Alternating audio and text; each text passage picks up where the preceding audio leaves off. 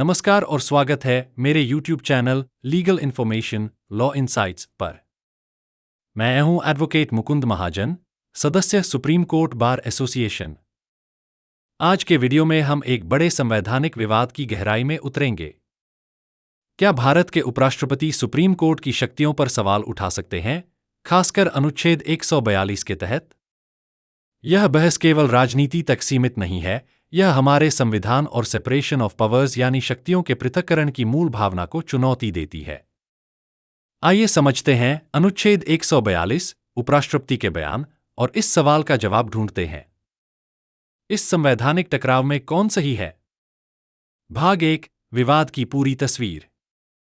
भारत का लोकतंत्र 3 स्तंभों, विधायिका, कार्यपालिका और न्यायपालिका, के संतुलन पर आधारित है। लेकिन हाल ही में उपराष्ट्रपति श्री जगदीप धनखड़ के बयानों ने एक तूफान खड़ा कर दिया है। क्या न्यायपालिका अपनी सीमाएं लांघ रही है? या कार्यपालिका न्यायिक स्वतंत्रता को चुनौती दे रही है? आइए सच जानने की कोशिश करते हैं। विवाद का कारण क्या है? उपराष्ट्रपति ने सुप्रीम कोर्ट के उस निर्देश पर आपत्ति जताई जिसमें राष्ट्रपति को राज्यों के राज्यपालों के पास लंबित विधेयकों पर 3 महीने के भीतर निर्णय लेने को कहा गया था। उन्होंने सवाल उठाया, क्या न्यायपालिका राष्ट्रपति को समय सीमा निर्धारित कर सकती है? इसके साथ ही उन्होंने चेतावनी दी कि न्यायपालिका सुपर संसद की तरह व्यवहार न करे। इसने संवैधानिक सीमाओं और संस्थागत मर्यादा पर एक बड़ी बहस को जन्म दिया है। भाग 2, अनुच्छेद 142 और मूल संरचना सिद्धांत, बेसिक स्ट्रक्चर डॉक्ट्रिन। अनुच्छेद 142(1) कहता है, सुप्रीम कोर्ट किसी वाद या विषय में पूर्ण न्याय करने के लिए ऐसा आदेश या निर्णय दे सकता है जैसा आवश्यक हो। मुख्य बिंदु। अनुच्छेद 142 सुप्रीम कोर्ट को कंप्लीट जस्टिस देने की एक विशेष संवैधानिक शक्ति प्रदान करता है, चाहे इसके लिए विधायी सीमाओं से परे जाना पड़े। यह कोर्ट को न्याय, समानता और संवैधानिक नैतिकता को बनाए रखने की शक्ति देता है। मूल संरचना सिद्धांत, केशवानंद भारती केस, कहता है कि संसद संविधान के मूल ढांचे, विशेष रूप से न्यायपालिका की स्वतंत्रता, को नष्ट नहीं कर सकती। भाग 3, कानूनी और राजनीतिक प्रतिक्रियाएं। उपराष्ट्रपति के बयान पर तीखी प्रतिक्रियाएं सामने आईं। अधिवक्ता अभिषेक मनु सिंघवी ने कहा, उन्हें ऐसे संवैधानिक मामलों पर सार्वजनिक रूप से नहीं बोलना चाहिए था। अधिवक्ता कपिल सिब्बल बोले, यह न्यायिक सर्वोच्चता और संविधान की आत्मा को कमजोर करता है। रणदीप सुरजेवाला, कांग्रेस, ने कहा, कोई भी संविधान से ऊपर नहीं है, यहां तक कि राष्ट्रपति भी नहीं।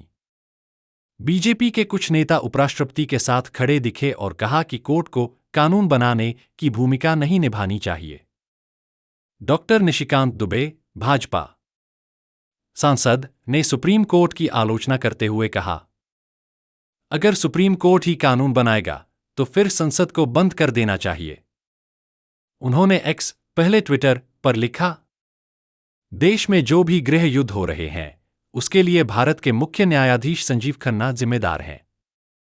इस बयान से बीजेपी ने तुरंत दूरी बना ली। भाजपा अध्यक्ष श्री जेपी नड्डा ने स्पष्ट किया, यह उनके निजी विचार हैं।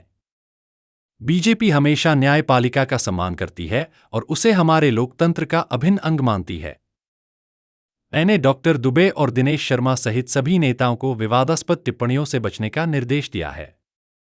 भाग 4, संपादकीय और विशेषज्ञ दृष्टिकोण। द टाइम्स ऑफ इंडिया ने 17 अप्रैल 2025 को प्रकाशित अपने संपादकीय आउट ऑफ लाइन में उपराष्ट्रपति के बयान की कड़ी आलोचना की। मुख्य बातें। धनखड़ ने अनुच्छेद 142 को लोकतांत्रिक शक्तियों के विरुद्ध सुप्रीम कोर्ट के पास 24/7 उपलब्ध परमाणु मिसाइल बताया। उन्होंने सुप्रीम कोर्ट को सुपर संसद कहा। संपादकीय ने लिखा कि इस तरह के बयान एक औपचारिक संवैधानिक पद पर आसीन व्यक्ति की गरिमा के खिलाफ हैं। उन्होंने यह भी जोड़ा कि उपराष्ट्रपति को नीतिगत, राजनीतिक या न्यायिक मामलों में टिप्पणी करने का कोई संवैधानिक अधिकार नहीं है। इस कार्यक्रम में उपराष्ट्रपति की यह टिप्पणी राज्यसभा इंटर्नशिप कार्यक्रम के समापन समारोह के दौरान की गई, जिसे संपादकीय ने बेहद खराब समय पर किया गया बेमजा भाषण बताया।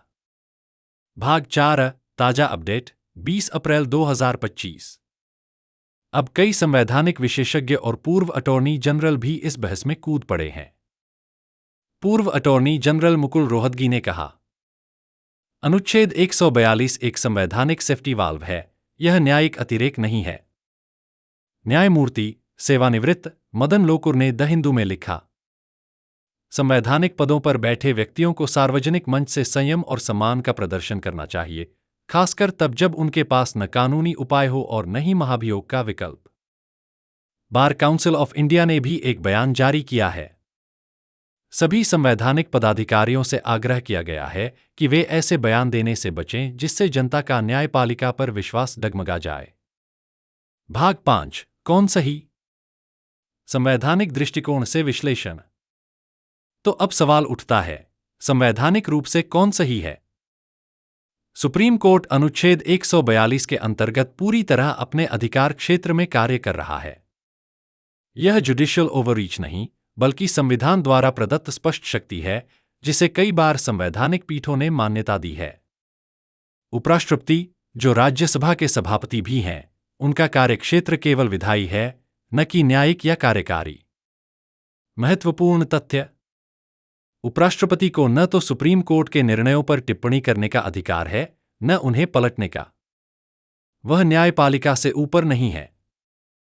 सुप्रीम कोर्ट और उपराष्ट्रपति के बीच कोई संवैधानिक संघर्ष नहीं है, उनके कर्तव्य स्पष्ट और पृथक हैं और उनका सम्मान किया जाना चाहिए। भाग 6 सुप्रीम कोर्ट की संवैधानिक सर्वोच्चता। अनुच्छेद 124 के अनुसार सुप्रीम कोर्ट संविधान की अंतिम व्याख्या करने वाला निकाय है। उसके निर्णय सभी पर बाध्यकारी होते हैं, चाहे वो राष्ट्रपति हो, राज्यपाल, संसद हो या आम नागरिक। मूल संरचना सिद्धांत न्यायपालिका की स्वतंत्रता की गारंटी देता है। इसे हटाया या कमजोर नहीं किया जा सकता, चाहे कोई भी संविधान संशोधन हो। मुख्य कानूनी निष्कर्षों की पुनरावृत्ति। अनुच्छेद 142 पूर्ण न्याय का संवैधानिक उपकरण।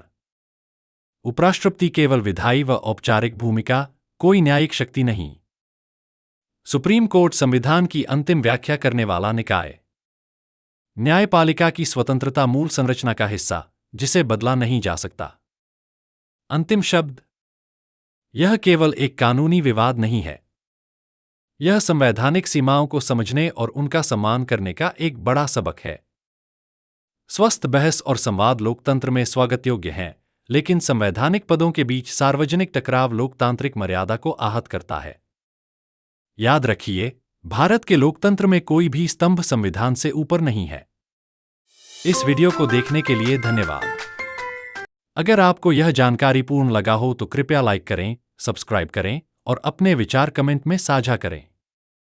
नए कानूनी विषयों के लिए बेल आइकन दबाना न भूलें। मैं आपको अगले वीडियो में फिर मिलूंगा।